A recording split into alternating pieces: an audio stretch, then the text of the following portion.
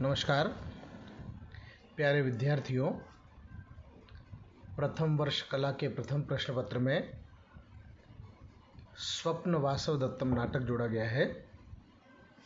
महाकवि भास का 6 अंकों का नाटक संस्कृत साहित्य में अद्वितीय स्थान रखता है।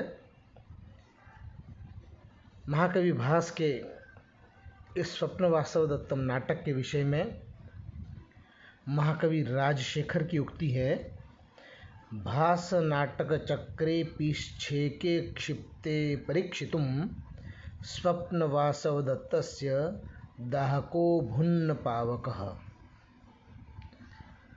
अर्थात परीक्षकों के द्वारा भास के सभी नाटकों को अग्नि में डाल दिया गया, किंतु स्वप्न वासवदत्तम नाटक को अग्नि भी नहीं जला सकी।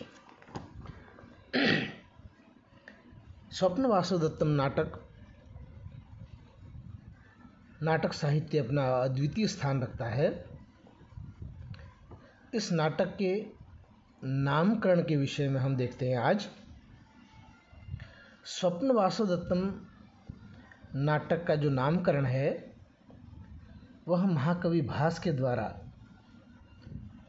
इस नाटक के 5वें अंक में घटित जो घटना है, जो स्वप्न दृश्य है, उस स्वप्न दृश्य के आधार पर इसका नामकरण किया गया है।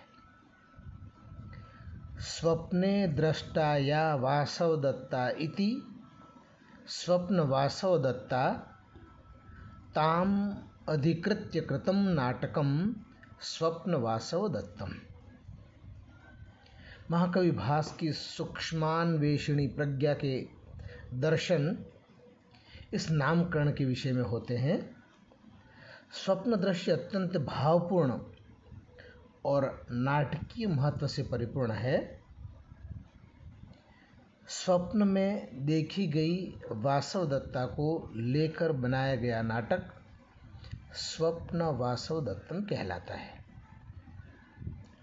वस्तुतः महाकवि भास की नायक नायिका की मिलन की यह कल्पना संपूर्ण साहित्य जगत में अनूठी तथा सहृदय सामाजिक को आह्लादित करने वाली है। 5वें अंक में घटना का प्रारंभ होता है, जिसमें पद्मिनिका एवं मधुकरिका ये दो चेटियाँ परस्पर आपस में वार्तालाप करती हैं और इस वार्तालाप से ज्ञात होता है कि राजकुमारी पद्मावती शीर्ष वेदना से पीड़ित है और उनके लिए समुद्र ग्रह नामक स्थान में शैया बिछाई गई है। पद्मिनिका नामक चेटी वासवदत्ता को बुलाने हेतु मधुकरिका को भेजती है और वह स्वयं वसंत को ढूंढकर राजा के पास यह समाचार भिजवाना चाहती है।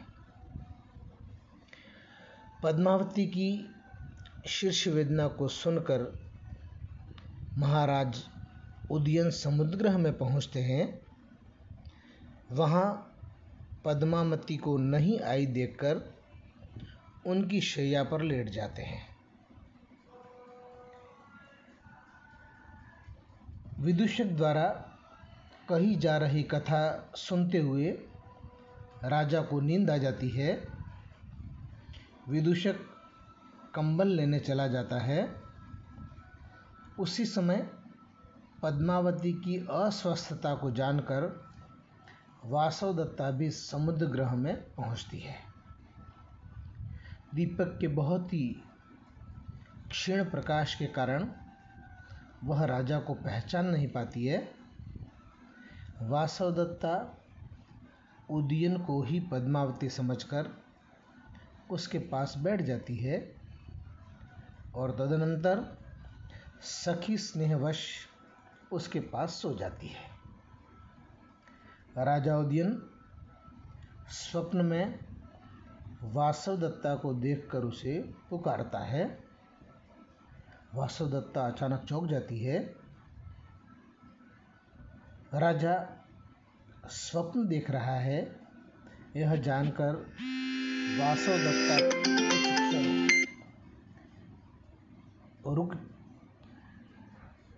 कुछ क्षण रुक जाती है और राजा के प्रणय भरे प्रश्नों का उत्तर देती है। इस स्वप्न दर्शन की घटना से मोहित होकर कवि ने नाटक का नामकरण स्वप्न वासवदत्तम किया है, जो सर्वथा सार्थक है एवं उचित है।